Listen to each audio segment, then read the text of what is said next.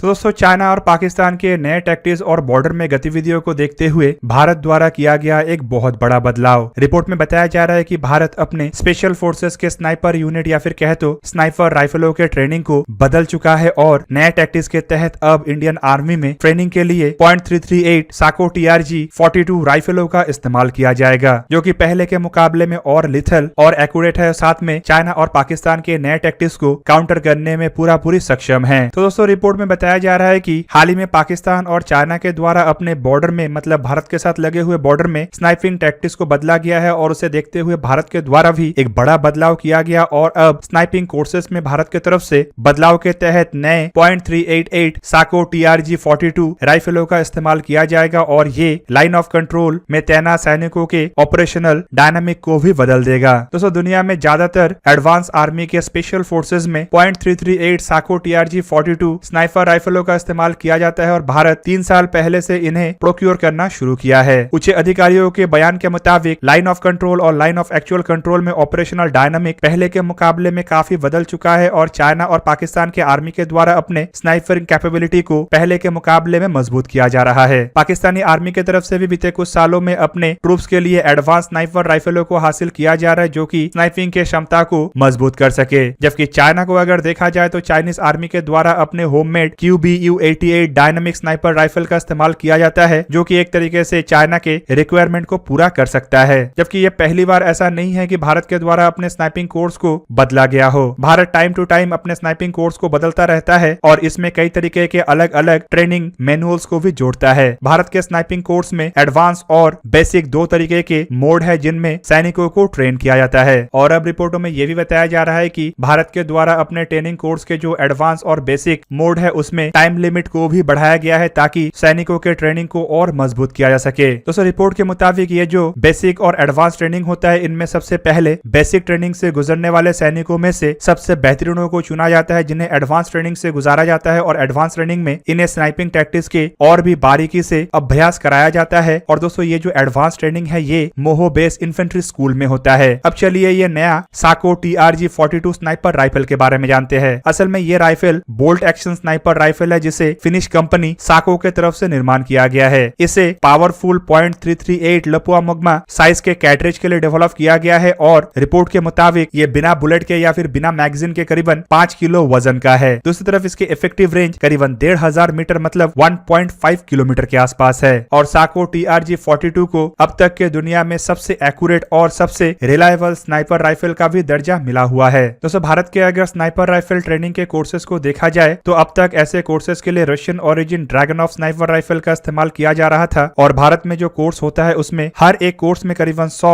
Troops को train किया जाता है। सालाना भारत में ऑफिशियली ऐसे 5 कोर्सेज को कंडक्ट किया जाता है, मतलब सालाना 500 सैनिकों को स्नाइपर राइफल के प्रॉपर ट्रेनिंग प्रोवाइड किया जाता है। जबकि इन सैनिकों के अगर इस्तेमाल या फिर कहे तो डिस्ट्रीब्यूशन को देखा जाए तो हर एक बैटेलियन में या फिर कहे तो हर एक इन्फेंट्री बैटेलियन में 10 स्नाइपर राइफल के ट्रेन सोल्जरों को रखा जाता है, जहाँ पे हर एक इन्फेंट्री बैटेलियन में करीबन 850 सोल्जर रहते हैं। मतलब 850 सोल्जर में करीबन 10 ऐसे बेहतरीन ट्रेन सोल्जर रहते हैं जो स्नाइपिंग में माहिर होते हैं और दुश्मन को 1 से 1.5 किलोमीटर दूरी से भी ढेर करने में सक्षम है। तो दोस्तों ये था आज का वीडियो। अगर आपको वीडियो अच्छा लगा तो लाइक कीजिए और मेरे चैनल को सब्सक्राइब कीजिए और साथ में बना हुआ बेल आइकन को भी प्रेस कर दीजिए ताकि आप मेरा वीडियो देख पाए सबसे पहले। जय हिंद।